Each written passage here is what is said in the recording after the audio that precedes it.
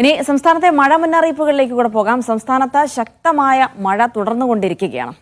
6 ജില്ലകളിലാണ് orange alert പ്രഖ്യാപിച്ചത്. കാസർഗോഡ്, കണ്ണൂർ, കോഴിക്കോട്, മലപ്പുറം, ഇടുക്കി, എറണാകുളം ജില്ലകളിലാണ് ഈ മുന്നറിയിപ്പ്. ബാക്കി ജില്ലകളിലൊക്കെ യെല്ലോ അലർട്ടും തുടരുകയാണ്. ഇന്നലെ പെയ്ത മഴയിൽ എറണാകുളം ജില്ലയുടെ വിവിധ ഭാഗങ്ങളിൽ വെള്ളക്കെട്ട് രൂപപ്പെട്ടു. ഇടുക്കിയിലെ നെടുങ്കണ്ടം മേഖലയിൽ ഇന്നലെയും ശക്തമായ മഴ പെയ്തു. വെള്ളമിറങ്ങിയ നെടുങ്കണ്ടം മുണ്ടിയെരുമയിൽ ശുചീകരണ പ്രവർത്തനങ്ങളൊക്കെ പുരോഗമിക്കുകയാണ്.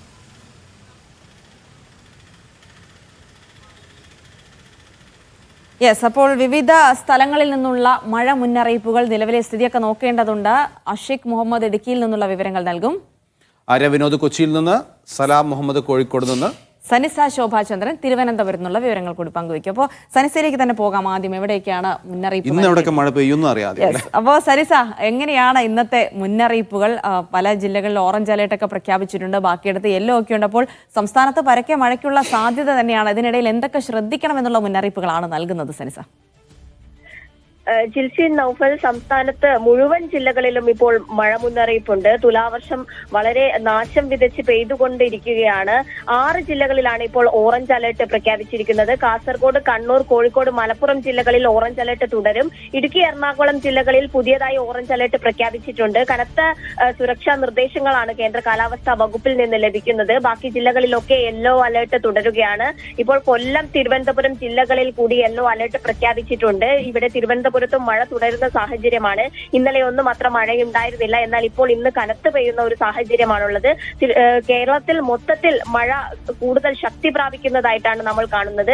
ഇതിന് കാരണം തെക്ക് കിഴക്കൻ അറബിക്കടലിനും അതിനോട് ചേർന്നുള്ള കേരള, കർണാടക തീരങ്ങൾക്കും സമീപമായിട്ട് ന്യൂനമർദ്ദം രൂപപ്പെട്ടതിന്റെ സ്വാധീന ഫലമായിട്ടാണ് ഇത്തരത്തിൽ സംസ്ഥാനത്ത് തുലാവർഷം കനത്ത് പെയ്യുന്ന ഒരു സാഹചര്യം ഉണ്ടായിരിക്കുന്നത്.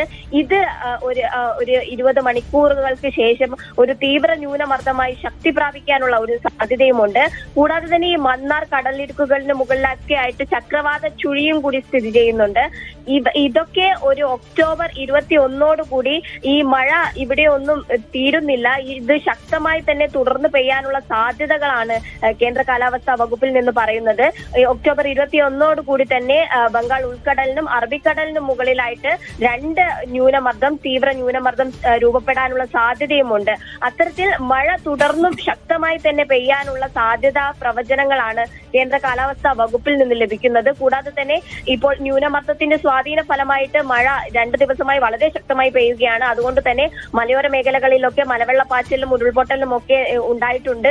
ഇനി ഉണ്ടാവാനുള്ള സാധ്യത വളരെ കൂടുതലാണ്. താഴ്ന്ന പ്രദേശങ്ങളിൽ വെള്ളക്കെട്ടുകൾ രൂപപ്പെട്ടിട്ടുണ്ട്. ഇനിയും രൂപപ്പെടാനും അത് കൂടുതൽ അപകടത്തിലേക്ക് പോകാനുള്ള സാധ്യത വളരെ കൂടുതലായതുകൊണ്ട് തന്നെ എല്ലാവരും അതീവ ജാഗ്രത പുലർത്തണമെന്ന നിർദ്ദേശമാണ് കേന്ദ്ര കാലാവസ്ഥാ വകുപ്പിൽ നിന്ന് ലഭിക്കുന്നത്. കൂടാതെ തന്നെ മിന്നലോട് കൂടിയ കാറ്റോട് കൂടിയ മഴയ്ക്കാണ് സാധ്യത. കടൽക്ഷോഭവും കടലാക്രമണവും രൂക്ഷമായ സാഹചര്യമാണ്. കടൽ തീരങ്ങളിൽ കേരള തീരത്ത് മത്സ്യബന്ധനത്തിനുള്ള വിലക്ക് ഏർപ്പെടുത്തിയിട്ടുണ്ട്. ഇത്തരത്തിൽ മഴ മുന്നറിയിപ്പുകളൊക്കെ വരുന്നുണ്ട്. അപ്പോ